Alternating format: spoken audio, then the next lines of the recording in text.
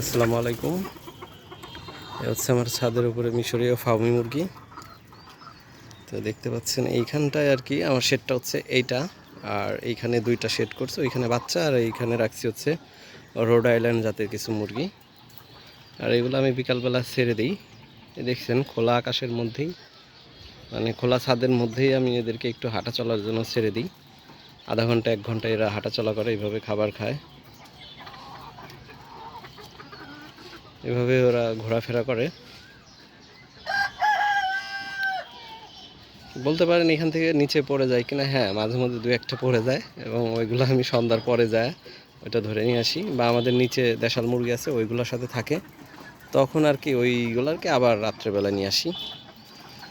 তো এই হচ্ছে আমার শেড, আর এইটার হচ্ছে এর ভিতরে আমি মোটামুটি 20টা মুরগি পালন করি, আর ওইখানে আরও 10টা আছে, তো 30টা আর কি। আমার স্পেস আছে 100টার, ইনশাল্লাহ 100টাই পালবো। তো আজকে আর কি ডিম কালেক্ট করছি, এটা এইখানে রাখছি যাতে ঠোকরাঠুকরি না করে। তো এইখানে আর কি ভেতরে 15টার মধ্যে 12টা ডিম পারছে, আর এইখানটায় আর কি 4টা মুরগির ভিতরে 2টা আর কি ডিম পাড়ার যোগ্য, একটা পারছে আর একটা পারে নাই। এটার ভিতরে আর কি রোড আইল্যান্ড জাতের মুরগি রাখছি।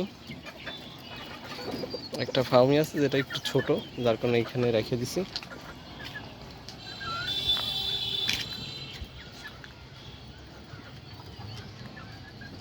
এ হচ্ছে আমার ছাদের পরিবেশ, আমি পুরোটাকেই কাজে লাগাবো ইনশাল্লাহ। এখানে এই যে একটা লাইট, আর ভিতরে একটা লাইট, মোট 2টা লাইট।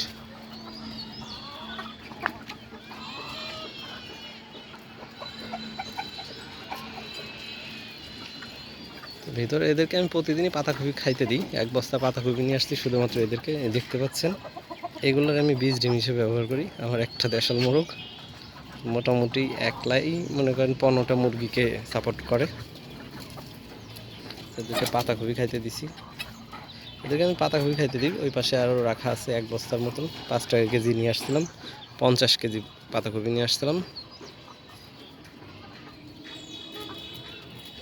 তো এই হচ্ছে আমার ছাদের উপর শখের মুরগি পালন। তো আমার জন্য দোয়া করবেন, যারা এখান থেকে শিখে বাণিজ্যিক আকারে মানে বড় কিছু একটা করতে পারি,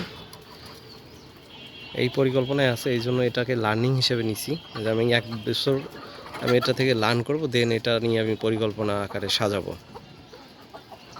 আমার পরিকল্পনা এতটুকু যে ছোট আকারে দেখবো, দেন বড় পরিসরে চিন্তা ভাবনা করব।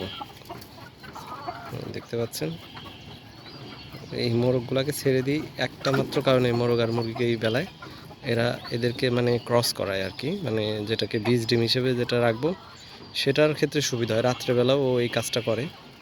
দেখতে পাচ্ছেন ওর এখন হচ্ছে আর কি মুরগিগুলোকে ও করে।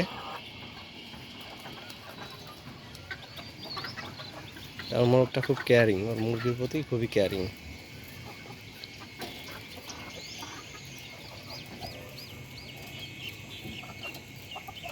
সবাই সুস্থ থাকবেন, ভালো থাকবেন, আর আমার জন্য একটু দোয়া করবেন যেন এটা থেকে আমি বড় কিছু করতে পারি, যা দেশের প্রাণীজ আমিষের মধ্যে নিজের অবস্থান তৈরি করতে পারি, এবং নিজের কর্ম প্লাস 2-1জনকেও যেন আমি আমার এই কর্মের সাথে যুক্ত করতে পারি।